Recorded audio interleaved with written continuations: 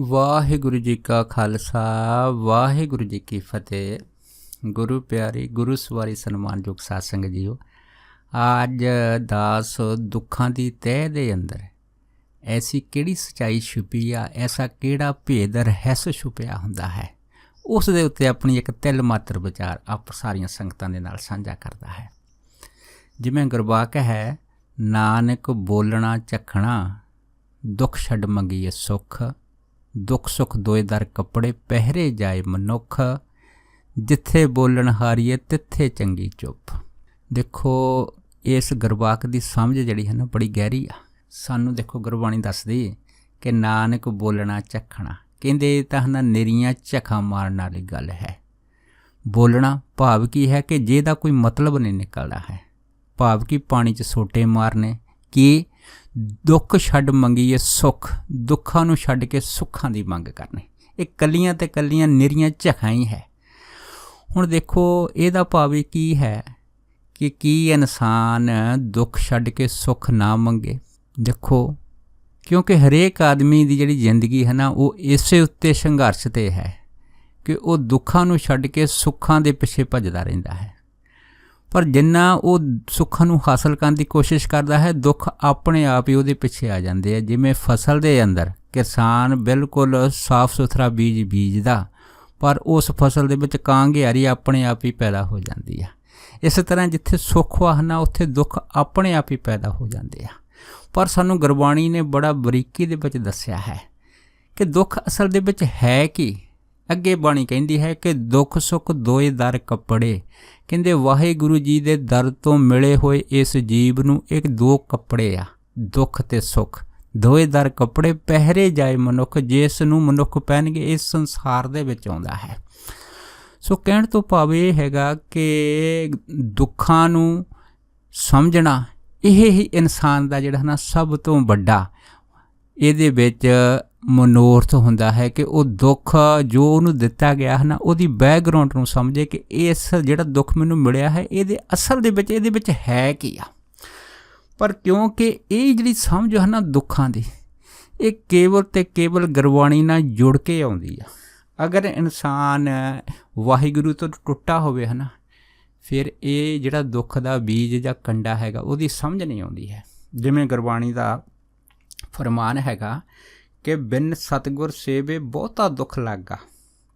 ਕਹਿੰਦੇ ਵਾਹਿਗੁਰੂ ਸੇਵਨ ਤੋਂ ਬਗੈਰ ਦੁੱਖ ਸਮਾਂ ਘਟਣ ਦੀ ਜਗ੍ਹਾ ਵੱਧ ਜਾਂਦਾ ਹੈ। ਯੁੱਗ ਚਾਰੇ ਭਰਮਾਈ, ਤੇ ਚਾਰੇ ਯੁੱਗਾਂ ਦੇ ਵਿੱਚ ਫਿਰ ਇਨਸਾਨ ਭਾਵੇਂ ਉਹ ਭਟਕਦਾ ਰਹੇ। ਅਤੇ ਇਹਦਾ ਮਤਲਬ ਕੀ ਹੈਗਾ ਕਿ ਸਤਿਗੁਰ ਦੀ ਸੇਵਾ ਜਿਹੜੀ ਹੈ ਨਾ, ਉਹ ਪਹਿਲ ਦੇ ਆਧਾਰ 'ਤੇ ਜ਼ਰੂਰੀ ਆ। ਅਤੇ ਇਸੇ ਕਰਕੇ ਜਿਹੜੇ ਸਤਿਗੁਰ ਦੇ ਨਾਲ ਜੁੜ ਜਾਂਦੇ ਆ, ਉਹਨਾਂ ਦੇ ਅੰਦਰ ਇੱਕ ਇਹ ਅਰਦਾਸ ਬੇਨਤੀ ਇਹ ਪੈਦਾ ਹੋ ਜਾਂਦੀ ਆ ਕਿ ਹਮ ਦੀਨ ਤੁਮ ਜੁਗ ਜੁਗ ਦਾਤੇ, ਸ਼ਬਦੇ ਦੇਹ ਬੁਝਾਈ, ਕਿ ਅਸੀਂ ਭਾਈ ਦੀਨ ਹੈਗੇ ਆ, ਤੁਸੀਂ ਵਾਹਿਗੁਰੂ ਜੀ ਜੁਗਾਂ ਜੁਗਾਂ ਦੇ ਦਾਤੇ ਆ, ਅਤੇ ਮੈਨੂੰ ਸ਼ਬਦ ਦੇ ਰਾਹੀਂ ਇਸ ਚੀਜ਼ ਦਾ ਗਿਆਨ ਕਰਾ ਦਿਓ। ਹਰ ਜੀਓ ਕਿਰਪਾ ਕਰੋ ਤੁਮ ਪਿਆਰੇ, ਸਤਿਗੁਰ ਦਾਤਾ ਮੇਲ ਮਿਲਾਵੋ, ਹਰ ਨਾਮ ਦਿਓ ਆਧਾਰੇ। ਆਪਣਾ ਸਾਨੂੰ ਨਾਮ ਬਖਸ਼, ਜਿਸ ਨਾਮ ਦਾ ਆਧਾਰ ਦੇ ਨਾਲ ਕੁੱਲ ਸ੍ਰਿਸ਼ਟੀ ਚੱਲਦੀ ਹੈ। ਭਾਵ ਕੀ ਹੈ, ਨਾਮ ਦੇ ਆਧਾਰ ਦੇ ਨਾਲ ਇਸ ਦੁੱਖ ਦੀ ਸਮਝ ਇਨਸਾਨ ਨੂੰ ਸਹਿਜ ਦੇ ਵਿੱਚ ਹੀ ਆ ਜਾਂਦੀ ਆ। ਫਿਰ ਉਹਨੂੰ ਪਤਾ ਲੱਗ ਜਾਂਦਾ ਕਿ ਦੁੱਖ ਦਾਰੂ ਸੁੱਖ ਰੋਗ ਪਿਆ। ਅਸਲ ਦੇ ਵਿੱਚ ਦੁੱਖ ਇਹ ਦਾਰੂ ਹੈ। ਉਹ ਕਿਵੇਂ ਪਤਾ ਲੱਗਦਾ? ਜਦੋਂ ਇਨਸਾਨ ਪੂਰਨ ਤੌਰ 'ਤੇ ਵਾਹਿਗੁਰੂ ਦੇ ਨਾਲ ਜੁੜਦਾ ਹੈ। ਦੇਖੋ, ਫਿਰ ਉਹਨੂੰ ਇਸ ਚੀਜ਼ ਦੀ ਸਮਝ ਆ ਜਾਂਦੀ ਕਿ ਹਰੇਕ ਚੀਜ਼ ਦੇ ਦੋ ਨਾ ਪਹਿਲੂ ਹੁੰਦੇ ਆ। ਜਿਵੇਂ ਆਪਾਂ ਦੇਖ ਲੈਂਦੇ ਹਾਂ ਕਿ ਅੱਕ ਦਾ ਇੱਕ ਬੂਟਾ ਹੈ, ਉਸ ਅੱਕ ਦੇ ਬੂਟੇ ਦੇ ਵਿੱਚੋਂ ਦੁੱਧ ਨਿਕਲਦਾ ਹੈ। ਅਗਰ ਉਹ ਦੁੱਧ ਨੂੰ ਕੋਈ ਆਦਮੀ ਪੀ ਲਵੇ ਤਾਂ ਉਹਦੀ ਮੌਤ ਯਕੀਨਨ ਹੈ। ਪਰ ਦੇਖੋ, ਇਹੋ ਹੀ ਦੁੱਧ ਇਹਦਾ ਦੂਸਰਾ ਰੂਪ ਵੀ ਹੈ ਕਿ ਇਹ ਅੰਮ੍ਰਿਤ ਵੀ ਆ। ਜਿੱਥੇ ਇਹ ਵਿਸ਼ ਆ, ਉੱਥੇ ਅੰਮ੍ਰਿਤ ਵੀ ਆ। ਹੁਣ ਅੰਮ੍ਰਿਤ ਕਿਵੇਂ ਆ? ਕਿਸੇ ਨੂੰ ਸੱਪ ਲੜ ਜਾਵੇ, ਸੱਪ ਦਾ ਜ਼ਹਿਰ ਕਿਸੇ ਪ੍ਰਾਣੀ ਨੂੰ ਚੜ੍ਹ ਗਿਆ, ਉਸ ਨੂੰ ਇਹੋ ਹੀ ਅੱਕ ਦਾ ਦੁੱਧ ਪਿਲਾ ਦਿਓ, ਇਹ ਅੰਮ੍ਰਿਤ ਰੂਪ ਹੋ ਕੇ ਉਹਦਾ ਜ਼ਹਿਰ ਕੱਢ ਦਿੰਦਾ ਹੈ, ਉਹਦਾ ਜ਼ਹਿਰ ਸਾਰਾ ਹੀ ਉਤਾਰ ਦਿੰਦਾ। ਇਸੇ ਤਰ੍ਹਾਂ ਹਰੇਕ ਚੀਜ਼ ਦੇ ਹੈ ਨਾ ਦੋ ਰੂਪ ਆ। ਜਿਵੇਂ ਚੰਦਨ ਹੈਗੇ ਆ, ਹੁਣ ਚੰਦਨ ਰਗੜ ਕੇ ਪਿਛਲੇ ਰਾਜੇ ਮਹਾਰਾਜੇ ਜਿਹੜੇ ਸੀ ਆਪਣੇ ਮੱਥੇ 'ਤੇ ਤਿਲਕ ਲਾਉਂਦੇ ਸੀ ਤਾਂ ਜੋ ਉਹਨਾਂ ਦੇ ਮੱਥੇ ਦੇ ਵਿੱਚ ਹੈ ਨਾ ਠੰਡਕ ਬਣੀ ਰਹੇ। ਪਰ ਇਹੋ ਹੀ ਚੰਦਨ ਥੋੜ੍ਹਾ ਜ਼ਿਆਦਾ ਰਗੜ ਦਿਓ ਅਤੇ ਇਸ ਚੰਦਨ ਦੇ ਨਾਲ ਕੀ ਹੋ ਜਾਂਦਾ? ਮੱਥੇ 'ਤੇ ਲਾਉਣ ਦੇ ਨਾਲ ਮਾਸ ਜਿਹੜਾ ਹੈ ਨਾ ਸਾਰਾ ਜਲ ਜਾਂਦਾ। ਇਹਦੀ ਤਸੀਰ ਜਿਹੜੀ ਹੈ ਨਾ, ਇਹ ਠੰਡੀ ਵੀ ਹੈ ਤੇ ਇਹਦੀ ਗਰਮ ਵੀ ਆ। ਭਾਵ ਕਿ ਹਰੇਕ ਚੀਜ਼ ਦੇ ਹੈ ਨਾ ਦੋ ਪਹਿਲੂ ਆ। ਇਸ ਤਰ੍ਹਾਂ ਇਹ ਜਿਹੜੇ ਹਨ ਦੁੱਖ ਸੁੱਖ ਹੈ ਇਹਨਾਂ ਦੇ ਵੀ ਹੈ ਨਾ ਦੋ ਪਹਿਲੂ ਆ, ਕਿਉਂਕਿ ਜ਼ਿਆਦਾ ਸੁੱਖ ਵੀ ਇਨਸਾਨ ਦੇ ਜੀਵਨ ਨੂੰ ਖਤਰੇ ਦੇ ਵਿੱਚ ਪਾ ਦਿੰਦਾ ਅਤੇ ਜ਼ਿਆਦਾ ਦੁੱਖ ਵੀ ਇਨਸਾਨ ਦੇ ਜੀਵਨ ਨੂੰ ਖਤਰੇ 'ਚ ਪਾ ਦਿੰਦਾ ਹੈਗਾ। ਇਸ ਕਰਕੇ ਇੱਥੇ ਹੈ ਨਾ ਸਮਝਣ ਦੀ ਲੋੜ ਹੈਗੀ ਆ। ਜਿਵੇਂ ਆਪਾਂ ਦੇਖਦੇ ਹਾਂ ਕਿ ਗੁਰੂ ਨਾਨਕ ਸਾਹਿਬ ਤੋਂ ਲੈ ਕੇ ਕਲਗੀਧਰ ਮਹਾਰਾਜ ਤੱਕ ਜਿੰਨੇ ਵੀ ਗੁਰਸਿੱਖ ਹੋਏ ਆ ਨਾ, ਸਭ ਤੋਂ ਪਹਿਲਾਂ ਕੀ ਹੈ, ਉਹ ਜਦੋਂ ਗੁਰੂ ਘਰ ਦੇ ਨਾਲ ਜੁੜੇ ਆ ਉਹਨਾਂ ਦਾ ਮੇਨ ਜਿਹੜਾ ਹੈ ਨਾ ਕਾਰਨ ਹੈ, ਉਸ ਹਰੇਕ ਦਾ ਕੋਈ ਨਾ ਕੋਈ ਦੁੱਖ ਹੈਗਾ। ਉਹ ਦੁੱਖ ਕਿਸੇ ਵੀ ਸ਼ਕਲ ਦੇ ਵਿੱਚ ਹੋ ਸਕਦਾ ਹੈਗਾ। ਬਸ ਅਗਰ ਉਹਨਾਂ ਦੇ ਕੋਲ ਸੁੱਖ ਹੁੰਦੇ ਫਿਰ ਉਹ ਗੁਰੂ ਘਰ ਨਾਲ ਕਿਵੇਂ ਜੁੜਦੇ। ਉਹਨਾਂ ਦੇ ਅੰਦਰ ਕੋਈ ਨਾ ਕੋਈ ਕਾਰਨ ਪਹਿਲਾਂ ਵਾਹਿਗੁਰੂ ਪੈਦਾ ਕਰਦਾ ਹੈਗਾ ਤਾਂ ਉਹ ਰੱਬ ਦੇ ਨਾਲ ਜੁੜਦੇ ਆ। ਇਸ ਕਰਕੇ ਸਭ ਤੋਂ ਵੱਡਾ ਕਾਰਨ ਦੁੱਖ ਦਾ ਪਰਮੇਸ਼ਰ ਨਾਲ ਜੋੜਨ ਦਾ ਇੱਕ ਵਸੀਲਾ, ਇੱਕ ਸਾਧਨ ਬਣ ਜਾਂਦਾ ਹੈ, ਜੇ ਇਨਸਾਨ ਹੈ ਨਾ ਇਹਨੂੰ ਚੰਗੀ ਤਰ੍ਹਾਂ ਸਮਝ ਲਵੇ। ਜਿਵੇਂ ਆਪਾਂ ਦੇਖਦੇ ਹਾਂ ਕਿ ਅੱਜ ਜਿੰਨੇ ਵੀ ਇਨਸਾਨ ਜਿਹੜੇ ਹਨ ਵੱਡੇ ਅਹੁਦਿਆਂ 'ਤੇ ਬੈਠੇ ਆ ਜਾਂ ਉੱਚੇ ਅਹੁਦਿਆਂ 'ਤੇ ਪਹੁੰਚੇ ਆ, ਉਹਨਾਂ ਦੇ ਆਪਣੇ ਜੀਵਨ ਦੇ ਵਿੱਚ ਸਭ ਤੋਂ ਵੱਡਾ ਕਾਰਨ ਜਿਹੜਾ ਸੀਗਾ ਨਾ ਉਹ ਦੁੱਖ ਹੀ ਸੀਗਾ। ਕਿਉਂਕਿ ਦੁੱਖ ਜਿਹੜਾ ਨਾ ਕਿਸੇ ਰੂਪ ਦੇ ਵਿੱਚ ਉਹਨਾਂ ਨੂੰ ਮਿਲਿਆ ਹੈਗਾ, ਤਦ ਇਹ ਉਹ ਦੁਨੀਆ ਦੇ ਹੈ ਨਾ ਸਭ ਤੋਂ ਉੱਚੇ ਇਨਸਾਨ ਪੈਦਾ ਹੋਏ ਆ। ਜਿਵੇਂ ਆਪਾਂ ਦੇਖਦੇ ਹਾਂ ਕਿ ਸਭ ਤੋਂ ਹੈ ਨਾ ਵੱਡਾ ਦੁੱਖ ਘਰ ਦੇ ਵਿੱਚ ਕੀ ਹੁੰਦਾ, ਉਹ ਹੁੰਦੀ ਹੈ ਗਰੀਬੀ ਜਾਂ ਪੈਸੇ ਦੀ ਥੋੜ। ਆਪਾਂ ਇੱਥੋਂ ਦੇਖ ਲੈਂਦੇ ਹਾਂ। ਹੁਣ ਗਰੀਬੀ ਅਤੇ ਪੈਸੇ ਦੀ ਜਿਹੜੀ ਥੋੜ ਆ ਹੈ ਨਾ, ਇਹ ਹੁਣ ਇਨਸਾਨ ਜਿਹੜਾ ਉਹ ਮਿਹਨਤ ਵੀ ਕਰੇ, ਕੁਛ ਵੀ ਕਰੇ, ਹੀਲੇ ਵਸੀਲੇ ਵੀ ਵਰਤੇ, ਲੇਕਿਨ ਇਹ ਕਰਨ ਦੇ ਬਾਵਜੂਦ ਵੀ ਉਹਦੀ ਜਿਹੜੀ ਹੈ ਨਾ ਇਹ ਥੋੜ ਪੂਰੀ ਨਹੀਂ ਹੁੰਦੀ, ਕਿਉਂਕਿ ਉਹਨੇ ਆਪਣੇ ਜੀਵਨ ਦੇ ਵਿੱਚ ਇਸ ਤਰ੍ਹਾਂ ਦੀਆਂ ਅਣਗਿਣਤ ਕੋਸ਼ਿਸ਼ਾਂ ਕਰ ਲੈਂਦੀਆਂ। ਉਸ ਤੋਂ ਬਾਅਦ ਇਨਸਾਨ ਸੋਚਦਾ ਚਲੋ ਅਗਰ ਇਸ ਤਰ੍ਹਾਂ ਨਹੀਂ ਹੈ ਤਾਂ ਫਿਰ ਅਸੀਂ ਹੈ ਨਾ ਧਰਮ ਨਾਲ ਜੁੜ ਕੇ ਦੇਖਦੇ ਹਾਂ ਕਿ ਇਹ ਗਰੀਬੀ ਕਿਵੇਂ ਦੂਰ ਹੁੰਦੀ ਆ। ਫਿਰ ਉਹਨੂੰ ਇਸ ਚੀਜ਼ ਦਾ ਪਤਾ ਲੱਗ ਜਾਂਦਾ ਹੈਗਾ ਕਿ ਇਹ ਦੁੱਖ ਦੀ ਜਿਹੜੀ ਗਰੀਬੀ ਆ ਨਾ, ਇਹਨੇ ਅਸਲ ਦੇ ਵਿੱਚ ਮੇਰੇ ਜੀਵਨ ਨੂੰ ਸਹੀ ਮਾਰਗ ਦੇਣ ਵਾਸਤੇ ਮੈਨੂੰ ਧਰਮ ਦੇ ਨਾਲ ਜੋੜ ਦਿੱਤਾ ਹੈਗਾ। ਜਿਵੇਂ ਆਪਾਂ ਪੁਰਾਤਨ ਕਥਾ ਲੈ ਦਿੰਦੇ ਹਾਂ, ਹੁਣ ਕ੍ਰਿਸ਼ਨ ਅਤੇ ਸੁਦਾਮੇ ਦੀ ਆਪਸ ਵਿੱਚ ਮਿੱਤਰਤਾ ਕਿਸੇ ਟਾਈਮ ਰਹੀ ਆ। ਹੁਣ ਇਸ ਮਿੱਤਰਤਾ ਵਿੱਚ ਸੁਦਾਮਾ ਕਿਸੇ ਟਾਈਮ ਜਿਹੜਾ ਸੀਗਾ ਉਹ ਚੰਗੀ ਸ਼੍ਰੇਣੀ 'ਚ ਗਿਣਿਆ ਜਾਂਦਾ ਸੀਗਾ, ਪਰ ਦੇਖੋ ਸਮਾਂ ਬਦਲਣ ਨੂੰ ਢੇਰ ਨਹੀਂ ਲੱਗਦੀ, ਸੁਦਾਮਾ ਗਰੀਬ ਹੋ ਗਿਆ। ਕ੍ਰਿਸ਼ਨ ਮਹਾਰਾਜ ਜਿਹੜੇ ਸੀਗੇ, ਜਿਹੜੇ ਗੋਕਲ 'ਚ ਪਲੇ ਸੀ, ਉਹਨਾਂ ਟਾਈਮਾਂ ਦੇ ਵਿੱਚ ਸਮਾਂ ਪਾ ਕੇ ਉਹ ਰਾਜੇ ਹੋ ਗਏ। ਹੁਣ ਗੱਲ ਕੀ ਆ ਕਿ ਸੁਦਾਮੇ ਦੀ ਜਿਹੜੀ ਮਿੱਤਰਤਾ ਸੀ ਕ੍ਰਿਸ਼ਨ ਭਗਵਾਨ ਦੇ ਨਾਲ ਸੀਗੀ ਤਾਂ ਅੰਦਰੋਂ ਦਿਲੀ ਮਿੱਤਰਤਾ, ਪਰ ਗੱਲ ਇਹ ਸੀ ਕਿ ਮਿੱਤਰ ਹੋਣ ਦੇ ਬਾਵਜੂਦ ਵੀ ਸੁਦਾਮਾ ਗਰੀਬ ਦਾ ਗਰੀਬ ਹੀ ਸੀਗਾ। ਪਰ ਸੁਦਾਮੇ ਦੀ ਘਰ ਵਾਲੀ ਨੇ ਕਿ ਗਰੀਬੀ ਨੂੰ ਦੂਰ ਕਰਨ ਵਾਸਤੇ ਸੁਦਾਮੇ ਨੂੰ ਇਹ ਵਾਰ-ਵਾਰ ਸੁਝਾਅ ਦਿੱਤਾ ਵੀ ਤੂੰ ਇੱਕ ਵਾਰ ਹੈ ਨਾ ਕ੍ਰਿਸ਼ਨ ਭਗਵਾਨ ਦੇ ਕੋਲ ਚਲੇ ਜਾ। ਦੇਖੋ ਪਹਿਲਾਂ ਤਾਂ ਸੁਦਾਮਾ ਜਾਂਦਾ ਨਹੀਂ ਸੀ, ਪਰ ਜਦੋਂ ਗਰੀਬੀ ਦੀ ਹੱਦ ਜਿਹੜੀ ਸੀਗੀ ਉਹ ਇੰਨੀ ਜ਼ਿਆਦਾ ਹੋ ਗਈ ਕਿ ਉਹ ਮਜਬੂਰ ਹੋ ਗਿਆ ਕ੍ਰਿਸ਼ਨ ਭਗਵਾਨ ਕੋਲ ਜਾਣ ਵਾਸਤੇ। ਪਰ ਦੇਖੋ ਜਦੋਂ ਗਿਆ ਹੈਗਾ ਤਾਂ ਸਾਰੀਆਂ ਸੰਗਤਾਂ ਜਾਣਦੀਆਂ ਵੀ ਉਹਦੀ ਕਿਵੇਂ ਗਰੀਬੀ ਦੂਰ ਹੋਈ। ਇਕੱਲੀ ਗਰੀਬੀ ਦੂਰ ਨਹੀਂ ਹੋਈ, ਪਰ ਜੋ ਸੁਦਾਮੇ ਨੂੰ ਸਨਮਾਨ ਕ੍ਰਿਸ਼ਨ ਭਗਵਾਨ ਵੱਲੋਂ ਮਿਲਿਆ, ਉਹ ਇਹੋ ਜਿਹਾ ਜਿਹੜਾ ਸਨਮਾਨ ਹੈ ਨਾ ਉਹ ਸੁਦਾਮੇ ਨੂੰ ਅਗਰ ਉਹਦੇ ਪਾਸ ਅਮੀਰੀ ਹੁੰਦੀ ਤਾਂ ਕਦੀ ਮਿਲ ਨਹੀਂ ਸੀ ਸਕਦਾ। ਇਹ ਕਮਾਲ ਦੀ ਖੇਡ ਹੈ, ਕਿਉਂ ਇਹ ਜਿਹੜਾ ਅਹਿਸਾਸ ਵਾ ਨਾ ਇਹ ਦੁੱਖ ਕਰਾਉਂਦਾ ਹੈਗਾ। ਭਾਵ ਕਿ ਇਹ ਦੁੱਖ ਮਿੱਤਰ ਦੀ ਪਛਾਣ ਕਰਾ ਦਿੰਦਾ ਕਿ ਮਿੱਤਰ ਅਸਲ ਦੇ ਵਿੱਚ ਹੈ ਕਿਹੜਾ ਹੈ, ਜਿਹੜਾ ਦੁੱਖ ਦੇ ਵਿੱਚ ਕੰਮ ਆਵੇ, ਅਤੇ ਜਿਹੜਾ ਸੁੱਖ ਦੇ ਵਿੱਚ ਕੰਮ ਆਵੇ ਹੈ ਨਾ ਫਿਰ ਉਹ ਮਿੱਤਰ ਨਹੀਂ ਹੁੰਦਾ, ਫਿਰ ਉਹ ਸਵਾਰਥੀ ਹੋ ਜਾਂਦਾ ਹੈ। ਜਿਵੇਂ ਆਪਾਂ ਇਸ ਤਰ੍ਹਾਂ ਦੀਆਂ ਅਨੇਕਾਂ ਕਹਾਣੀਆਂ ਜਿਹੜੀਆਂ ਹੈ ਉਹ ਛੋਟੇ ਹੁੰਦੇ ਸਕੂਲਾਂ ਦੇ ਵਿੱਚ ਵੀ ਸੁਣਦੇ ਆਏ ਹਾਂ। ਇਸ ਤਰ੍ਹਾਂ ਨਾਲ ਜ਼ਿੰਦਗੀ ਦੇ ਵਿੱਚ ਜਿੰਨੇ ਵੀ ਗੁਰਸਿੱਖ ਹੋਏ ਆ ਉਹਨਾਂ ਦੇ ਜੀਵਨ ਦੇ ਵਿੱਚ ਹੈ ਨਾ ਪਹਿਲਾਂ ਦੁੱਖ ਹੀ ਸੀਗਾ। ਹੁਣ ਦੇਖੋ ਭਾਈ ਮੰਝ ਜੀ ਲਾ ਲਓ, ਹੁਣ ਉਹਨਾਂ ਦੇ ਪਰਿਵਾਰ ਦੀ ਜਿਹੜੀ ਪਹਿਲੀ ਹਾਲਤ ਸੀ ਵਧੀਆ ਸੀਗੀ, ਪਰ ਖਸਤਾ ਹਾਲਤ ਹੋਈ, ਗੁਰੂ ਘਰ ਵੱਲ ਖਿੱਚ ਪੈ ਗਈ। ਐਸੇ ਜੁੜੇ ਮਹਾਰਾਜ, ਐਸੀ ਸੇਵਾ ਕੀਤੀ ਲੱਕੜਾਂ ਦੀ, ਅਤੇ ਉਸ ਸੇਵਾ ਦੇ ਵਿੱਚ ਮਹਾਰਾਜ ਜਿਹੜੇ ਸੀਗੇ ਉਹ ਪਾਸ ਹੋਏ, ਨਿਰੇ ਪਾਸ ਹੀ ਨਹੀਂ ਹੋਏ। ਦੇਖੋ ਐਡਾ ਵੱਡਾ ਖਿਤਾਬ ਜਿਹੜਾ ਸੀਗਾ ਹੈ ਨਾ ਭਾਈ ਮੰਝ ਜੀ ਨੂੰ ਮਿਲਿਆ ਗੁਰੂ ਅਰਜਨ ਦੇਵ ਜੀ ਮਹਾਰਾਜ ਵੱਲੋਂ ਕਿ ਮੰਝ ਪਿਆਰਾ ਗੁਰੂ ਕੋ, ਗੁਰੂ ਮੰਝ ਪਿਆਰਾ, ਮੰਝ ਗੁਰੂ ਕਾ ਬੋਹਿਤਾ ਜਗ ਲੰਘਣ ਹਾਰਾ। ਦੇਖੋ ਐਸਾ ਨਾਮ ਦਾ ਰੂਪ ਮੰਝ ਨੂੰ ਪਰਮਾਤਮਾ ਦਾ ਦੇ ਦਿੱਤਾ ਗੁਰੂ ਅਰਜਨ ਦੇਵ ਜੀ ਨੇ। ਭਾਵ ਕੀ ਹੈ ਕਿ ਨਾਮ ਜਪ ਕੇ ਤਾਂ ਹਰੇਕ ਕੋਈ ਭਵ ਸਾਗਰ ਤੋਂ ਪਾਰ ਹੋ ਸਕਦਾ ਹੈ। ਪਰ ਦੇਖੋ ਇੱਥੋਂ ਭਾਈ ਮੰਝ ਜੀ ਨੂੰ ਇੰਨੀ ਵਡਿਆਈ ਦੇ ਦਿੱਤੀ ਕਿ ਜਿਹੜਾ ਭਾਈ ਮੰਝ ਜੀ ਦਾ ਵੀ ਨਾਮ ਲਏਗਾ ਹੈ ਨਾ ਉਹ ਵੀ ਭਵ ਸਾਗਰ ਤੋਂ ਪਾਰ ਹੋ ਜਾਊਗਾ। ਇਹਦਾ ਕਾਰਨ ਕੀ ਹੈ? ਅਗਰ ਭਾਈ ਮੰਝ ਜੀ ਦੇ ਅੰਦਰ ਉਸ ਟਾਈਮ ਦਾ ਜਿਹੜਾ ਦੁੱਖ ਨਾ ਹੁੰਦਾ ਤਾਂ ਹੋ ਸਕਦਾ ਭਾਈ ਮੰਝ ਜੀ ਜਿਹੜੇ ਸੀ ਗੁਰੂ ਘਰ ਦੇ ਨਾਲ ਨਾ ਜੁੜਦੇ। ਇਸੇ ਤਰ੍ਹਾਂ ਆਪਾਂ ਕਿਸੇ ਦੀ ਹੈ ਨਾ ਤਰਕ ਦੀ ਬੋਲੀ ਲਾ ਲੈਂਦੇ ਹਾਂ। ਹੁਣ ਸੰਤ ਮਸਕੀਨ ਸਿੰਘ ਹੁਣਾਂ ਦੇ ਆਪਣੇ ਜੀਵਨ ਦੀ ਜਿਹੜੀ ਆ ਇੱਕ ਦੁਰਲੱਭ ਘਟਨਾ ਦੇਖਦੇ ਹਾਂ, ਜਿੱਥੇ ਉਹਨਾਂ ਦੀ ਜ਼ਿੰਦਗੀ ਵਿੱਚ ਬੜਾ ਭੜਾ ਮੋੜ ਆਇਆ। ਹੁਣ ਦੇਖੋ, ਘਰ ਦੇ ਵਿੱਚ ਮਸਕੀਨ ਵਾ, ਇਹਨਾਂ ਦੀ ਭੈਣ ਜੀ ਆ, ਮਾਤਾ ਪਿਤਾ ਜੀ ਆ। ਮਸਕੀਨ ਜੀ ਕੰਮ ਵੀ ਕਰਦੇ, ਪਰ ਕਿਸੇ ਕੰਮ ਦੇ ਵਿੱਚ ਕੋਈ ਚਿੱਤ ਨਹੀਂ ਲੱਗਦਾ ਹੈਗਾ, ਕਿਉਂਕਿ ਵਾਹਿਗੁਰੂ ਵੱਲੋਂ ਕੁਛ ਇਸ ਤਰ੍ਹਾਂ ਦੀ ਜਿਹੜੀ ਇਨਸਾਨ ਨੂੰ ਕਿਸੇ ਹੋਰ ਕਾਰਜ ਵਾਸਤੇ ਉਹ ਅਗੰਮੀ ਸ਼ਕਤੀ ਅਕਾਲ ਪੁਰਖ ਉਹ ਪ੍ਰੇਰਦੀ ਰਹਿੰਦੀ ਆ। ਪਰ ਇੱਕ ਦਿਨ ਜਦੋਂ ਕੰਮ ਕਰ ਛੱਡ ਕੇ ਮਸਕੀਨ ਜੀ ਬਿਲਕੁਲ ਘਰ ਦੇ ਵਿੱਚ ਵਿਹਲੇ ਹੋ ਕੇ ਬੈਠ ਗਏ, ਪਰ ਪਿਤਾ ਜੀ ਦੀ ਇੱਕ ਗੱਲ ਨੇ ਉਹਨਾਂ ਦੇ ਜਿਹੜਾ ਸੀਗਾ ਮਨ ਉਹਨੂੰ ਬਿੰਨ ਕੇ ਰੱਖ ਦਿੱਤਾ ਵੀ ਤੂੰ ਘਰ ਦੇ ਵਿੱਚ ਬੈਠਾ ਕੀ ਕਰੇਂਗਾ, ਇਕੱਲਾ ਮੱਖੀਆਂ ਮਾਰੇਂਗਾ ਅਗਰ ਕੰਮ ਨਹੀਂ ਕਰੇਂਗਾ। ਦੇਖੋ, ਕਿਸੇ ਟਾਈਮ ਮਸਕੀਨ ਜੀ ਆਪਣੇ ਪਰਿਵਾਰ ਦੇ ਵਿੱਚ ਬੜੇ ਲਾਡ ਪਿਆਰ ਨਾਲ ਮਾਤਾ ਪਿਤਾ ਨੇ ਪਾਲੇ ਸੀ, ਪਰ ਇਹੋ ਜਿਹਾ ਜਿਹੜੀ ਬੋਲ ਸੀਗੀ ਮਸਕੀਨ ਜੀ ਨੂੰ ਇੰਨੇ ਦਰਦ ਹੋਈ ਕਿ ਉਹਨੇ ਜ਼ਿੰਦਗੀ 'ਚ ਸੋਚਿਆ ਨੇ ਕਿ ਮਾਤਾ ਪਿਤਾ ਵੀ ਇਸ ਤਰ੍ਹਾਂ ਸਾਨੂੰ ਝਗੜ ਸਕਦੇ ਆ। ਪਰ ਕਿਉਂਕਿ ਮਾਤਾ ਪਿਤਾ ਦਾ ਜਿਹੜਾ ਝਗੜਨਾ ਸੀ ਉਹ ਬਿਲਕੁਲ ਜਾਇਜ਼ ਸੀਗਾ। ਉਹ ਜਦੋਂ ਝਗੜਦੇ ਆ ਕਿਸੇ ਨਾ ਕਿਸੇ ਢੰਗ ਤਰੀਕੇ ਵਾਸਤੇ, ਕਿਸੇ ਨਾ ਕਿਸੇ ਐਸੇ ਕੰਮ ਵਾਸਤੇ ਝਗੜਦੇ ਆ ਤਾਂ ਜੋ ਇਨਸਾਨ ਜਿਹੜਾ ਆਪਣੇ ਜੀਵਨ ਦੇ ਵਿੱਚ ਉੱਚਾ ਹੋ ਸਕੇ।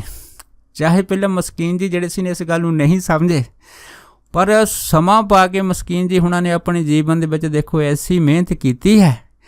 ਉਹ ਮਿਹਨਤ ਦਾ ਸਦਕਾ ਸਿੱਖ ਪੰਥ ਦੇ ਸਰਮੋਰ ਕਥਾਵਾਚਕ ਭਾਈ ਸਾਹਿਬ ਭਾਈ ਮਸਕੀਨ ਸਿੰਘ ਜੀ ਹੋਏ ਆ। ਇਹ ਸਾਰਾ ਪੰਥ ਜਾਣਦਾ। ਦੇਖੋ, ਹੁਣ ਉਹ ਜਿਹੜੀ ਝਿੜਕ ਵਾ ਪਿਤਾ ਜੀ ਦੀ, ਉਹ ਉਸ ਟਾਈਮ ਜਿਹੜੀ ਦੁੱਖ ਰੂਪ ਸੀਗੀ, ਇਹ ਹੁਣ ਸੁੱਖ ਦਾ ਰੂਪ ਹੋ ਗਈ ਸਦਾ ਵਾਸਤੇ। ਕਿਉਂ? ਅਗਰ ਇਹ ਕਾਰਨ ਪੈਦਾ ਨਾ ਹੁੰਦਾ ਹੋ ਸਕਦਾ ਸੀਗਾ ਕਿ ਅੱਜ ਐਡੇ ਮਹਾਨ ਜਿਹੜੇ ਵਿਦਵਾਨ ਪੰਥ ਨੂੰ ਨਾ ਮਿਲਦੇ। ਭਾਵ ਕੀ ਆ, ਕੋਈ ਵੀ ਚੀਜ਼ ਦੁੱਖ ਦੇ ਵਿੱਚੋਂ ਉਹ ਜਦੋਂ ਫਿਰ ਫੁੱਲ ਬਣ ਕੇ ਪੈਦਾ ਹੁੰਦੀ ਹੈ ਬੂਟੇ ਦੀ ਸ਼ਕਲ ਦੇ ਵਿੱਚ, ਉਹ ਫਿਰ ਸਾਰਿਆਂ ਨੂੰ ਸੁਖਤ ਕਰ ਦਿੰਦੀ ਆ। ਇਸੇ ਤਰ੍ਹਾਂ ਆਪਾਂ ਗੁਰੂ ਸਾਹਿਬ ਦੇ ਵੀ ਜੀਵਨ 'ਤੇ ਦੇਖ ਲੈਂਦੇ ਹਾਂ ਕਿ ਕਲਗੀਧਰ ਮਹਾਰਾਜ ਹੁਣੀ ਜਦੋਂ ਦੰਦਵਾਂ ਸਾਹਿਬ ਆਰਾਮ ਕਰਦੇ ਸੀਗੇ, ਹੁਣ ਮਹਾਰਾਜ ਜੀ ਦੇ ਮਨ 'ਚ ਫੁਰਨਾ ਆਇਆ ਕਿ ਜਿਹੜੀ ਬਾਣੀ ਧੰਨ ਗੁਰੂ ਅਰਜਨ ਦੇਵ ਮਹਾਰਾਜ ਦੇ ਟਾਈਮ ਦੀ ਆ, ਉਸ ਗ੍ਰੰਥ ਨੂੰ ਮੰਗਾ ਕੇ ਅਤੇ ਉਹਦੇ ਵਿੱਚ ਗੁਰੂ ਤੇਗ ਬਹਾਦਰ ਮਹਾਰਾਜ ਦੀ ਬਾਣੀ ਨੂੰ ਦਰਜ ਕਰਕੇ ਇਸ ਗ੍ਰੰਥ ਨੂੰ ਸੰਪੂਰਨ ਤੱਕ ਜਿਹੜੀ ਆ ਉਹ ਬਖਸ਼ੀ ਜਾਵੇ। ਪਰ ਦੇਖੋ, ਜਦੋਂ ਸਿੰਘ ਲੈਣ ਗਏ ਉਸ ਟਾਈਮ ਕਰਤਾਰਪੁਰੀਏ ਧੀਰਮਲ ਉਹਨੇ ਇੱਕ ਚੋਹ ਲਾਤੀ। ਕੀ ਕਹਿਤਾ? ਕਹਿੰਦੇ ਜੇ ਏਡਾ ਹੀ ਗੁਰੂ ਤਾਂ ਆਪਣੇ ਕੋਲੋਂ ਨਹੀਂ ਲਿਖ ਲੈਂਦਾ। ਦੇਖੋ, ਐਸੀ ਚੋਪ ਜਿਹੜੀ ਸੀ, ਜਦੋਂ ਸਿੰਘਾਂ ਨੇ ਆ ਕੇ ਕਲਗੀਧਰ ਮਹਾਰਾਜ ਨੇ ਦੱਸਿਆ ਕਿ ਉਹਨੇ ਜਿਹੜੀ ਹੈ ਉਹ ਆਪ ਦੇ ਖਿਲਾਫ ਇਹ ਗੱਲ ਕਹਿਤੀ ਆ। ਪਰ ਦੇਖੋ, ਮਹਾਰਾਜ ਨੇ ਇਹ ਐਡੀ ਭਾਰੀ ਜਿਹੜੀ ਚੋਪ ਸੀ, ਇਸ ਨੂੰ ਬੜੇ ਸਹਿਜ ਦੇ ਵਿੱਚ ਜਿਹੜਾ ਸੀਗਾ ਉਹ ਲੈ ਲਿਆ ਅਤੇ ਮਹਾਰਾਜ ਨੇ ਕਿਹਾ ਠੀਕ ਹੈ, ਹੁਣ ਅਸੀਂ ਆਪ ਹੀ ਲਿਖਾਂਗੇ। ਦੇਖੋ, ਕਲਗੀਧਰ ਮਹਾਰਾਜ ਨੇ ਸਾਰਾ ਗ੍ਰੰਥ ਆਪ ਬੋਲਿਆ ਅਤੇ ਭਾਈ ਮਨੀ ਸਿੰਘ ਹੁਣਾਂ ਕੋਲ ਲਿਖਾ ਦਿੱਤਾ। ਆਪਾਂ ਹੁਣ ਇੱਥੇ ਦੇਖੋ ਵੱਡੀ ਗੱਲ ਦੇਖਦੇ ਹਾਂ ਕਿ ਅਗਰ ਇਹ ਜਿਹੜੀ ਗੱਲ ਹੈ ਕਿ ਐਡੇ ਗੁਰੂ ਹੁੰਦੇ ਤਾਂ ਆਪਣੇ ਕੋਲੋਂ ਆਪ ਲਿਖ ਦਿੰਦੇ। ਧੀਰਮਲੀਆਂ ਦੀ ਇੱਕ ਤਰਕ, ਇੱਕ ਬੋਲੀ, ਇਹਦਾ ਭਾਵ ਕੀ ਹੋਇਆ? ਇਹਦਾ ਭਾਵ ਇਹ ਨਿਕਲਦਾ ਹੈਗਾ ਕਿ ਅਗਰ ਮਹਾਰਾਜ ਆਪਣੇ ਹੱਥੀਂ ਬੋਲ ਕੇ ਗ੍ਰੰਥ ਨਾ ਦੁਬਾਰਾ ਲਿਖਦੇ, ਹੋ ਸਕਦਾ ਸੀਗਾ ਕਈਆਂ ਦੇ ਮਨ ਦੇ ਅੰਦਰ ਇਹ ਸ਼ੰਕਾ ਪੈਦਾ ਹੋ ਜਾਂਦੀ ਕਿ ਧੀਰਮਲ ਨੇ ਇਸ ਗ੍ਰੰਥ ਦੇ ਵਿੱਚ ਹੇਰਾਫੇਰੀ ਕੀਤੀ ਹੋਵੇ, ਜਾਂ ਕਿਸੇ ਅੱਖਰ ਜਾਂ ਕਿਸੇ ਸ਼ਬਦ ਨੂੰ ਵੱਧ ਘੱਟ ਕਰਕੇ ਜਿਹੜੀ ਸੀ ਆਪਣੀ ਚੋਚਲਾਕੀ ਨਾਲ ਵਿੱਚ ਪਾਤਾ ਹੋਵੇ। ਪਰ ਕਿਉਂਕਿ ਮਹਾਰਾਜ ਨੇ ਸਾਰਾ ਗ੍ਰੰਥ ਆਪਣੀ ਰਸਨਾ ਦੇ ਨਾਲ ਬੋਲ ਕੇ ਭਾਈ ਮਨੀ ਸਿੰਘ ਤੋਂ ਲਿਖਾਇਆ ਹੈਗਾ, ਤਾਂ ਜੋ ਪੰਥ ਦੇ ਅੰਦਰ ਨੇ ਕਿਸੇ ਤਰ੍ਹਾਂ ਦੀ ਵੀ ਕੋਈ ਜੋ ਗਲਤ ਭਾਵਨਾ ਜਾਂ ਗਲਤ ਜੋ ਅੰਦਰ ਸੋਝੀ ਹੈਗੀ ਆ ਜਾਂ ਗਲਤ ਜੋ ਫੁਰਨਾ ਹੈਗਾ ਉਹ ਕਿਸੇ ਵੀ ਤਰ੍ਹਾਂ ਪੈਦਾ ਨਾ ਹੋਵੇ। ਕਿਉਂ? ਮਹਾਰਾਜ ਦੀ ਆਪਣੀ ਦੇਖ ਰੇਖ ਦੇ ਵਿੱਚ ਧੰਨ ਗੁਰੂ ਗ੍ਰੰਥ ਸਾਹਿਬ ਮਹਾਰਾਜ ਦੀ ਦੁਆਰਾ ਜਿਹੜੀ ਉਹ ਪ੍ਰਕਾਸ਼ ਹੋਇਆ ਅਤੇ ਭਾਈ ਮਨੀ ਸਿੰਘ ਹੁਣਾਂ ਨੇ ਲਿਖਿਆ ਹੈਗਾ ਅਤੇ ਇਸ ਗ੍ਰੰਥ ਸੰਪੂਰਨ ਮਹਾਰਾਜ ਨੇ ਆਪ ਕੀਤਾ ਹੈਗਾ। ਹੁਣ ਦੇਖੋ, ਇਹ ਗ੍ਰੰਥ ਜਿਹੜਾ ਭਾਈ ਮਨੀ ਸਿੰਘ ਹੁਣਾਂ ਦੁਆਰਾ ਲਿਖਿਆ ਹੈਗਾ, ਇਹਨਾਂ ਨੂੰ ਗੱਦੀ ਦਿੱਤੀ ਆ ਹਜ਼ੂਰ ਸਾਹਿਬ ਜਾ ਕੇ, ਜੋ ਗੁਰਗੱਦੀ ਕਲਗੀਧਰ ਮਹਾਰਾਜ ਨੇ ਦਿੱਤੀ ਆ। ਅਤੇ ਇੱਕ ਆਪਾਂ ਗ੍ਰੰਥ ਵੀ ਹੋਰ ਵੀ ਆਪਾਂ ਦਰਸ਼ਨ ਕਰਦੇ ਹਾਂ, ਦਸਮ ਗ੍ਰੰਥ। ਹੁਣ ਦਸਮ ਗ੍ਰੰਥ ਵੀ ਭਾਈ ਮਨੀ ਸਿੰਘ ਦੁਆਰਾ ਲਿਖਿਆ ਗਿਆ ਹੈਗਾ। ਪਰ ਹੁਣ ਇੱਥੇ ਆਪਾਂ ਕੀ ਕਰ ਦਿੱਤਾ ਹੈਗਾ ਕਿ ਧੰਨ ਗੁਰੂ ਗ੍ਰੰਥ ਸਾਹਿਬ ਦੀ ਬਾਣੀ ਭਾਈ ਮਨੀ ਸਿੰਘ ਨੇ ਲਿਖੀ ਆ, ਉਹ ਤਾਂ ਅਸੀਂ ਕਹਿ ਦਿੰਦੇ ਹਾਂ ਕਿ ਭਾਈ ਠੀਕ ਆ, ਅਸੀਂ ਗੁਰੂ ਗ੍ਰੰਥ ਸਾਹਿਬ ਨੂੰ ਗੁਰੂ ਮੰਨਦੇ ਹਾਂ।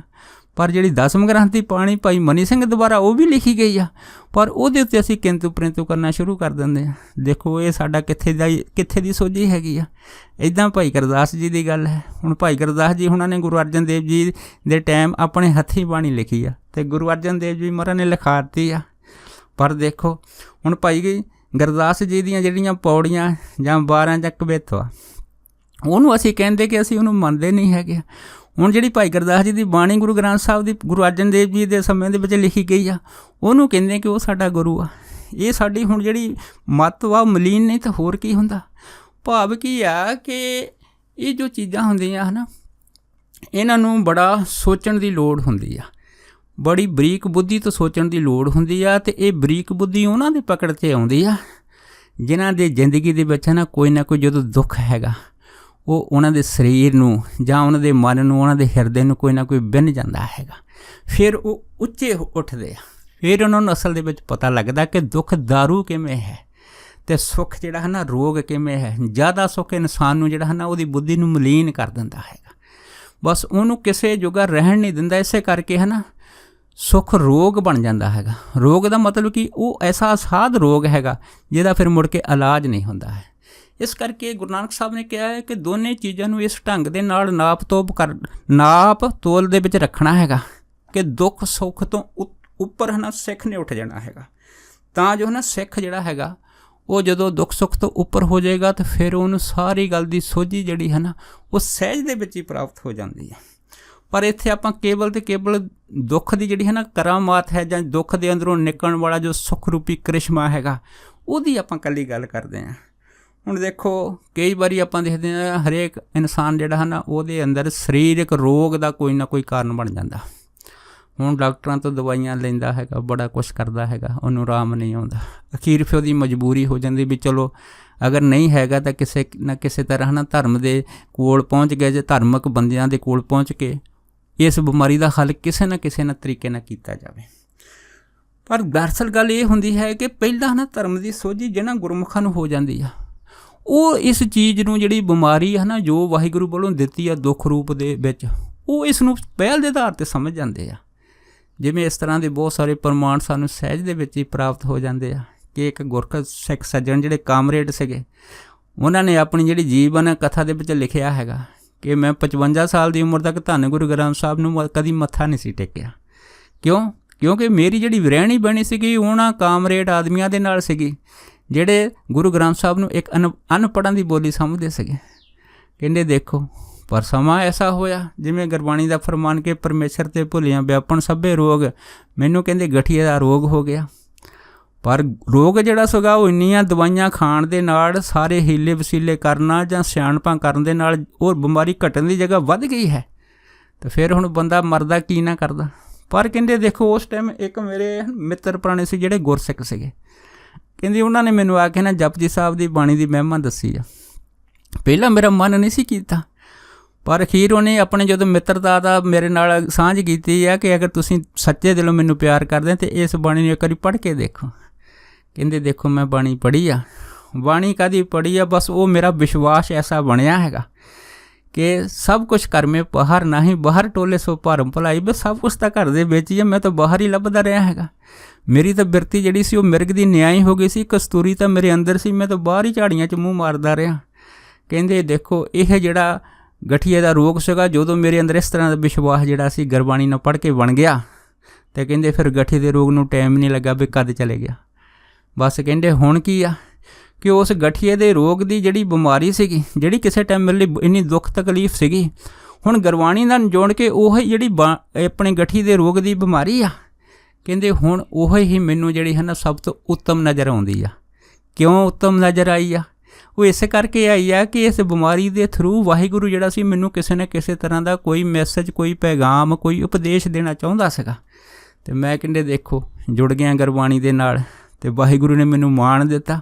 ਮੇਰੇ ਹੱਥਾਂ ਦੇ ਵਿੱਚ ਐਸੀ ਕਰਾਮਾਤ ਭਰੀ ਆ ਕਿ ਅੱਜ ਮੇਰੇ ਤੋਂ ਇੰਨੇ ਆਦਮੀ ਆਉਂਦੇ ਆ, ਆਦਮੀ ਜਿੰਨੇ ਵੀ ਆਉਂਦੇ ਆ, ਕਹਿੰਦੇ ਜਿੰਨੇ ਵੀ ਬਿਮਾਰੀ ਦੇ ਨਾਲ ਗ੍ਰਸਤ ਹੋ ਜਾਂਦੇ ਆ, ਜਦ ਮੇਰੇ ਪਾਸ ਆਉਂਦੇ ਮੈਂ ਕਹਿੰਦੇ ਕੋਈ ਜੜੀ ਬੂਟੀ ਨਹੀਂ ਦਿੰਦਾ, ਪਰ ਇੰਨੀ ਗੱਲ ਜ਼ਰੂਰ ਕਹਿ ਦਿੰਦਾ ਹੈਗਾ ਕਿ ਭਾਈ ਮੈਨੂੰ ਤਾਂ ਤੇਰੇ ਸਰੀਰ ਦੇ ਵਿੱਚੋਂ ਕੋਈ ਬਿਮਾਰੀ ਨਜ਼ਰ ਨਹੀਂ ਆਉਂਦੀ, ਮੈਨੂੰ ਤਾਂ ਇਕੱਲਾ ਵਾਹਿਗੁਰੂ ਹੀ ਨਜ਼ਰ ਆਉਂਦਾ ਹੈਗਾ।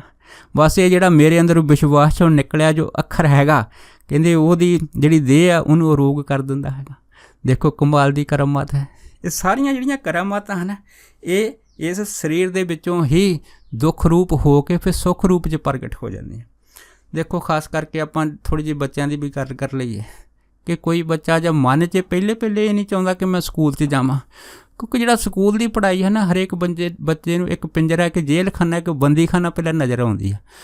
स्कूलों के जिहड़े है वो पढ़ाई करन दे तरीके या स्कूलों च आउणा जाना, क्यों बच्चे जिहड़े सी बाहर खेलना ज़्यादा पसंद करते हैं, पर स्कूल का जिहड़ा बंदी खाना हैगा ਉਹ ਤੋਂ शुरू हरेक बच्चे का मन घबराउंदा हैगा।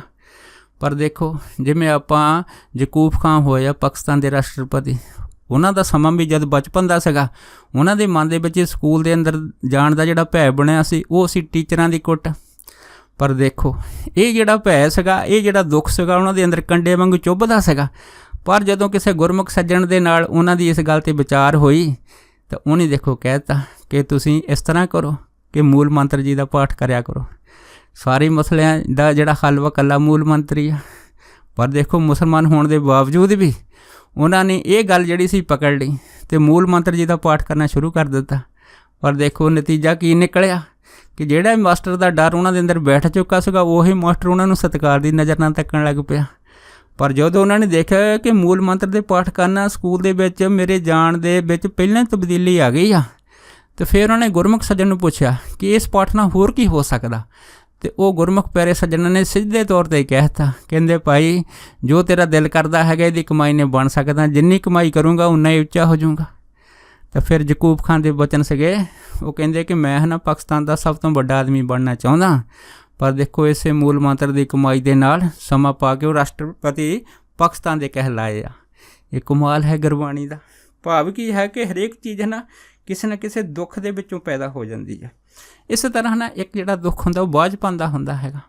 हुण घर दे विच सुख सहूलतां भी आ, सब कुछ है, जमीन जायदाद सब कुछ, लेकिन बाझपन की जिहड़ी समस्या हैगी ये बड़ी भारी आ।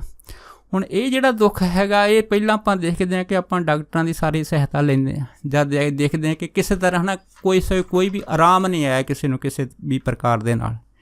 फिर जदों इंसान जिहड़ा हार के अखीर गुरबाणी दा टेक ते ओट आसरा रहिंदा, फिर वो देखदा हैगा कि अगर वो गुरबाणी दे दिते है ना शब्दां दा जिंदगी दे विच कमाई करे सही, तो फिर वो ये जिहड़ी है ना बाझपन की समस्या हैगी उहनूं सहज दे विच ही प्राप्त हो जाती है। ये भी कमाल की खेड हैगी आ। फिर उहनूं पता लगदा कि ये एक कली समस्या पैदा नहीं हुई, उन्हें मेरे विश्वास नूं इन्ना उच्चा कर दिता हैगा कि वो सदा वास्ते वाहिगुरू नाल जुड़ जाता हैगा। हुण उहदी गल 'च समझ आ जाती है कि ये बाझपन की समस्या असल दे विच है की आ। ये भी वाहिगुरू वल्लों दिता होया वो दुख हुंदा हैगा जिहड़ा दुख सानूं है ना रब दे नाल जोड़न दा एक वसीला जिहड़ा है वो बनदा हैगा बाद दे विच। फिर सानूं पता लगदा है कि असल दे विच असीं इस नूं समझ नहीं सके। अगर समझ जांदे तो फिर ये जिहड़ी चीज़ सी ये पहिलां ही साडे नाल नहीं सी होनी। पर जिहड़े सज्जन शुरू तो इस चीज़ दे नाल जुड़ जांदे आ, फिर उन्हां नूं पता लग जांदा कि जदों असीं बचपन तो जुड़े आ फिर तो कोई ऐसी समस्या नहीं है कि जिहदा हल ना होवे। उत्थे तो बिन मांगे मोती मिले, मांगे मिले ना भीख वाली गल हो जाती है कि वाहिगुरू जिहड़ा है ना वो बिना मंगिया तो उन्होंने हरेक चीज़ उहदे मूहरे पहल के आधार के उत्ते हाजिर कर दिंदा हैगा। इस तरह आपां देखदे हां कि घर दे विच ना भुख है, गरीबी आ, बड़ा कुछ हैगा। इहदी हुण समस्या देखदे हां कि बाहर मेहनत करन दे नाल भी ये चीज़ पूरी नहीं हुंदी है। तो फिर जिन्हां नूं समझ आ जाती है कि परमेश्वर दे नाल जुड़न दे नाल इस समस्या जिहड़ी है ना सहज दे विच ही हल हो जाती है। जिवें गुरबाणी का शब्द है कि जे कोई होवे दुबला नंग भुख की पीड़, दमना पल्ले ना पवे ना को देवे धीर। हुण ये जिहड़ी समस्या हैगी आ ये हुण देखो आपां भगत बैणी जी दी जीवन दे दर्शन कर लैंदे हां। हुण बैणी जी दे जीवन दे घर दे विच भी अथाह गरीबी सीगी। इन्नी गरीबी जिहड़ी सी ओहदी गरीबी दी बदौलत ही बैणी वाहिगुरू नाल जुड़े आ ते परमेश्वर फिर आप राजे का रूप धार के बाणी जी के घर सारे पदार्थ दे आ। ये भी हुण बड़ी चर्ज है। तो जे तो बैणी जी जिहड़े सीगे उन्हां दे अंदर जो वाहिगुरू दे नाल जुड़न दा ये वसीला बनिया, ये केवल तो केवल है ना ये गरीबी सी। हुण वाहिगुरू नूं जिहड़े आ वो हरेक प्राणी नूं किस तरीके नाल जोड़ना हैगा, किस नाल नहीं प्राणी जोड़दा वो वाहिगुरू नूं आप खुद पता हुंदा। इस करके ना कोई कारण जिहड़ा हैगा वो परमेश्वर पैदा कर दिंदे आ पहिलां, क्योंकि अज्ञानता होने करके है ना आदमी नूं भासदा हैगा कि वाहिगुरू जी ने मैनूं दुख क्यों देता। पर समा पा के उन्होंने है ना इस चीज़ की समझ आ जाती है कि ये जो दुख ना वाहिगुरू ने मैनूं दिता हैगा ये मेरे भले वास्ते आ, ना कि किसी होर वास्ते दिता हैगा। इस करके आपां जे राज भाग की गल करिए, हुण देखो ध्रुव भगत जी दे अपने जीवन के दर्शन की गल कर दिंदे आ। हुण ध्रुव भगत के पिता जी दीयां 2 राणियां है, लेकिन जिहड़ी छोटी राणी आ उन्हें राजे नूं बलशाल दे नाल जिहड़ा सीगा वो अपने नाल जोड़ लिया। ਹੁਣ ਪਰ ਹੱਕ ਜਿਹੜਾ ਸੀਗਾ ਇਸ ਰਾਜ ਦੇ ਉੱਤੇ ਉਹ ਧਰੂ ਜੀ ਦਾ ਬਣਦਾ ਸੀ। ਕਿਉਂ? ਜਿਹੜੇ ਧਰੂ ਜੀ ਸੀ ਉਹ ਪਹਿਲੀ ਆਪਣੀ ਜਿਹੜੀ ਰਾਣੀ ਸੀਗੇ ਉਹਦੇ ਇਕਲੌਤੇ ਵੱਡੇ ਲੜਕੇ ਸੀਗੇ। ਪਰ ਜਦੋਂ ਧਰੂ ਜੀ ਨੂੰ ਪਤਾ ਲੱਗ ਗਿਆ ਆਪਣੀ ਮਾਤਾ ਜੀ ਤੋਂ ਵੀ ਇਹ ਰਾਜ ਮੈਨੂੰ ਨਹੀਂ ਮਿਲਣਾ, ਅਤੇ ਉਹਨਾਂ ਨੇ ਫਿਰ ਆਪਣੀ ਮਾਤਾ ਨੂੰ ਪੁੱਛਿਆ ਕਿ ਰਾਜ ਕਿਵੇਂ ਮਿਲੂ। ਅਤੇ ਫਿਰ ਉਹਦੀ ਮਾਤਾ ਨੇ ਜੋ ਉਹਨੂੰ ਗਿਆਨ ਦਿੱਤਾ ਕਿ ਕਿਸੇ ਕੋਸ਼ਿਸ਼ ਜਾਂ ਹੀਲੇ ਵਸੀਲੇ ਨਾਲ ਰਾਜ ਨਹੀਂ ਮਿਲਣਾ, ਬਸ ਇਹਦਾ ਇੱਕੋ ਇੱਕ ਤਰੀਕਾ ਪਰਮੇਸ਼ਰ ਆਰਾਧੀਏ, ਬਸ ਵਾਹਿਗੁਰੂ ਜੀ ਨੂੰ ਆਰਾਧੋ, ਜਿਹਦੋਂ ਹੋਈਏ ਪਤਿਤ ਪਨੀਤਾ, ਜਿਹਦੇ ਨਾਲ ਜੁੜ ਕੇ ਇਹ ਜਿਹੜੀ ਮਨ ਦੀ ਮੈਲ ਹੈ ਇਹ ਪਵਿੱਤਰ ਹੋ ਜਾਂਦੀ ਹੈ। ਭਾਵ ਕਿ ਇਹ ਵਿਚਾਰ ਦੇ ਅੰਦਰ ਜਿਹੜੀ ਹੈ ਨਾ ਸ਼ੁੱਧੀ ਆ ਜਾਂਦੀ ਆ, ਉੱਚਾ ਹੋ ਜਾਂਦਾ। ਵਾਹਿਗੁਰੂ ਐਸੀ ਸੋਝੀ ਬਖਸ਼ਦਾ ਹੈ ਨਾ, ਉਸ ਸੋਝੀ ਦੇ ਅੰਦਰ ਹਰੇਕ ਚੀਜ਼ ਜਿਹੜੀ ਹੈ ਨਾ ਉਹਦੇ ਵਸ ਦੇ ਵਿੱਚ ਹੋ ਜਾਂਦੀ ਹੈ। ਜਿਵੇਂ ਗੁਰਬਾਣੀ ਦਾ ਸ਼ਬਦ ਹੈ ਕਿ ਥਿਰ ਕਰ ਬੈਸੋ ਹਰਿ ਜਨ ਪਿਆਰੇ, ਸਤਿਗੁਰ ਤੁਮਰੇ ਕਾਜ ਸਵਾਰੇ। ਪਰ ਜਦੋਂ ਇਸੇ ਗੱਲ ਦੀ ਜਿਹੜੀ ਸੋਝੀ ਆ ਉਹ ਧਰੂ ਭਗਤ ਜੀ ਨੂੰ ਆਈ ਆ, ਜੰਗਲ 'ਚ ਦੇਖੋ ਉਹਨੇ ਬੰਦਗੀ ਕੀਤੀ, ਬੰਦਗੀ ਕਰਨ ਦਾ ਰਿਜ਼ਲਟ ਕੀ ਨਿਕਲਿਆ।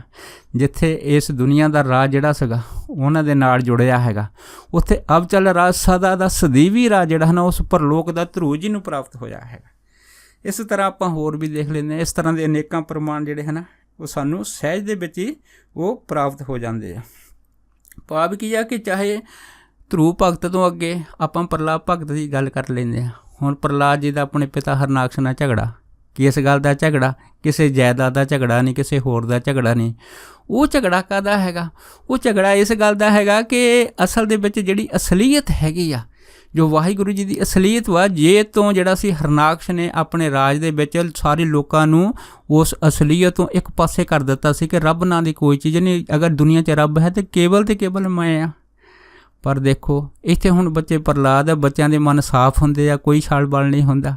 ਤਾਂ ਉਹਦਾ ਕਾਰਨ ਵਾਹਿਗੁਰੂ ਜੀ ਨੇ ਕੀ ਬਣਾਤਾ ਕਿ ਇੱਕ ਭਾਂਡਿਆਂ ਦੇ ਆਵੇ ਦੇ ਵਿੱਚ ਬਿੱਲੀ ਦੇ ਬੱਚੇ ਜਿਹੜੇ ਸੀ, ਇੱਕ ਮਾਤਾ ਜੀ ਨੇ ਜਦੋਂ ਰਾਮ ਰਾਮ ਕਹਿ ਕੇ ਉਹਦੇ ਵਿੱਚੋਂ ਬੱਚੇ ਸਹੀ ਸਲਾਮਤ ਬਾਹਰ ਕੱਢ ਕੇ ਧਰੂ ਆਪਣੇ ਪ੍ਰਹਲਾਦ ਭਗਤ ਜੀ ਨੂੰ ਦਿਖਾਤੇ, ਉਹ ਹੱਕੇ ਬੱਕੇ ਹੋ ਗਏ। ਫਿਰ ਉਹਨੇ ਪੁੱਛਿਆ ਕਿ ਇਹ ਕਿਵੇਂ ਹੋਇਆ? ਤਾਂ ਫਿਰ ਉਸ ਮਾਤਾ ਨੇ ਦੱਸਿਆ ਸੀ ਧਰੂ ਜੀ ਨੂੰ ਕਿ ਇਹ ਸਾਰੀ ਹੈ ਨਾ ਵਾਹਿਗੁਰੂ ਜੋ ਰਾਮ ਰਮਿਆ ਹੋਇਆ ਪਰਮਾਤਮਾ ਹੈ, ਇਹ ਉਹਦਾ ਕ੍ਰਿਸ਼ਮਾ ਹੈਗਾ। ਬਸ ਇਸ ਗੱਲ ਦੀ ਜਿਹੜੀ ਦ੍ਰਿੜਤਾ ਸੀਗੀ ਉਹ ਭਗਤ ਪ੍ਰਹਲਾਦ ਦੇ ਅੰਦਰ ਜਿਹੜੀ ਸੀ ਉਹ ਠਹਿਰ ਗਈ ਸੀ, ਜਿਸ ਕਰਕੇ ਚਾਹੇ ਉਹਨਾਂ ਦੇ ਪਿਤਾ ਜੀ ਨੇ ਉਹਨਾਂ ਨੂੰ ਅਨੇਕਾਂ ਕਸ਼ਟ ਦਿੱਤੇ, ਪਰ ਦੇਖੋ ਉਹਦਾ ਫਿਰ ਰਿਜ਼ਲਟ ਕੀ ਨਿਕਲਿਆ। ਧਰੂ ਜਿਵੇਂ ਸੰਸਾਰ ਦੇ ਵਿੱਚ ਜੈ ਜੈਕਾਰ ਹੋਈ ਸੇ ਪ੍ਰਹਲਾਦ ਜੀ ਦੀ ਹੋਈ, ਕਿਉਂਕਿ ਪ੍ਰਹਲਾਦ ਜੀ ਦੀ ਰੱਖਿਆ ਦੇ ਵਾਸਤੇ ਆਪ ਵਾਹਿਗੁਰੂ ਜੀ ਨੇ ਨਰਸਿੰਘ ਰੂਪ ਧਾਰਨ ਕਰਕੇ ਹਰਨਾਕਸ਼ ਦਾ ਸਦਾ ਲਈ ਅੰਤ ਕਰ ਦਿੱਤਾ ਹੈਗਾ। ਇਹ ਜਿਹੜੀ ਚੀਜ਼ ਹੈਗੀ ਆ ਇਹ ਹਰੇਕ ਚੀਜ਼ ਹੈ ਨਾ ਪ੍ਰਗਟ ਕਰ ਦਿੰਦੀ ਹੈ ਕਿਸੇ ਨਾ ਕਿਸੇ ਤਰੀਕੇ ਦੇ ਨਾਲ, ਕਿਉਂਕਿ ਜਿੰਨੇ ਦੁੱਖ ਪ੍ਰਹਲਾਦ ਭਗਤ ਨੂੰ ਹੋਏ ਆ ਉਹ ਦੁੱਖਾਂ ਦਾ ਮੇਨ ਜਿਹੜਾ ਸੀਗਾ ਕੀ ਫਲ ਨਿਕਲਿਆ ਕਿ ਵਾਹਿਗੁਰੂ ਜੀ ਨੂੰ ਆਪ ਨਰਸਿੰਘ ਰੂਪ ਧਾਰਨ ਕਰਕੇ ਇਸ ਧਰਤੀ ਦੇ ਵਿੱਚ ਆਉਣਾ ਪਿਆ ਹੈਗਾ, ਬਿਲਕੁਲ ਪ੍ਰਗਟ ਰੂਪ ਦੇ ਵਿੱਚ, ਤਾਂ ਜੋ ਸੰਸਾਰ ਦੇ ਵਿੱਚ ਦੁਨੀਆ ਦੇ ਵਿੱਚ ਇਸ ਗੱਲ ਦੀ ਜਿਹੜੀ ਹੈ ਨਾ ਮਿਸਾਲ ਪੈਦਾ ਹੋ ਸਕੇ ਕਿ ਜੋ ਕਰਨ ਕਰਾਉਣ ਵਾਲਾ ਪਰਮੇਸ਼ਰ ਹੈ, ਦੂਸਰਾ ਕੋਈ ਨਹੀਂ ਹੈ। ਕਿਉਂ? ਦੂਸਰਾ ਹੈ ਹੀ ਨਹੀਂ ਹੈ। ਮੂਲ ਜੜ ਜਾਂ ਜੋ ਮੂਲ ਹੈ ਸ਼ਕਤੀ ਉਹ ਕੇਵਲ ਤੇ ਕੇਵਲ ਵਾਹਿਗੁਰੂ ਜੀ ਆ, ਦੂਸਰਾ ਸੰਸਾਰ ਦੇ ਵਿੱਚ ਕੋਈ ਨਹੀਂ ਆ। ਇਸ ਕਰਕੇ ਵਾਹਿਗੁਰੂ ਨੇ ਆਪਣੇ ਜੀਵਨ ਦੇ ਵਿੱਚ ਜਾਂ ਇਸ ਸ੍ਰਿਸ਼ਟੀ ਦੇ ਅੰਦਰ ਜੀਵਾਂ ਦੇ ਅੰਦਰ ਜਿਹੜੀ ਹੈ ਨਾ ਕਿਰਿਆ ਦੁੱਖ ਸੁੱਖ ਦੇ ਦੋ ਕੱਪੜੇ ਪਾਤੇ ਆ। ਬਸ ਗੱਲ ਇਹਨੂੰ ਸਮਝਣਾ ਹੈਗਾ ਕਿ ਇਹਦੇ ਵਿੱਚ ਕੀ ਭਾਵ ਕੀ ਹੈ, ਕਿਉਂਕਿ ਵਾਹਿਗੁਰੂ ਜੀ ਅਗਰ ਸੁੱਖ ਪੈਦਾ ਕਰ ਦਿੰਦੇ ਸਾਰੇ ਦੁੱਖ ਪੈਦਾ ਨਾ ਕਰਦੇ, ਫਿਰ ਸੁੱਖਾਂ ਦਾ ਜਿਹੜਾ ਹੈ ਨਾ ਉਹ ਟੇਸਟ ਹੈਗਾ, ਉਹ ਰਸ ਵਾ, ਉਹ ਰੰਗ ਵਾ, ਉਹਦੀ ਇਨਸਾਨ ਨੂੰ ਸਮਝ ਨਹੀਂ ਸੀ ਹੋਣੀ। ਹੁਣ ਦੇਖੋ ਨੀਂਦ ਦੀ ਜਿਹੜੀ ਹੈ ਨਾ ਗਹਿਰਾਈ ਹੈ ਜਾਂ ਨੀਂਦ ਦੀ ਗੂੜੀ ਦੇ ਵਿੱਚ ਆਨੰਦ ਉਹੀ ਮਾਣ ਸਕਦਾ ਜਿਹੜਾ ਪੂਰੀ ਤਰ੍ਹਾਂ ਥੱਕਿਆ ਹੋਵੇ। ਹੁਣ ਜਿਹੜਾ ਥੱਕਿਆ ਨਹੀਂ ਹੈਗਾ ਉਹਨੂੰ ਨੀਂਦ ਦੀ ਗਹਿਰਾਈ ਦੇ ਵਿੱਚ ਆਨੰਦ ਨੂੰ ਦਾ ਕੀ ਪਤਾ ਕਿ ਉਹ ਕੀ ਹੁੰਦੀ ਹੈ।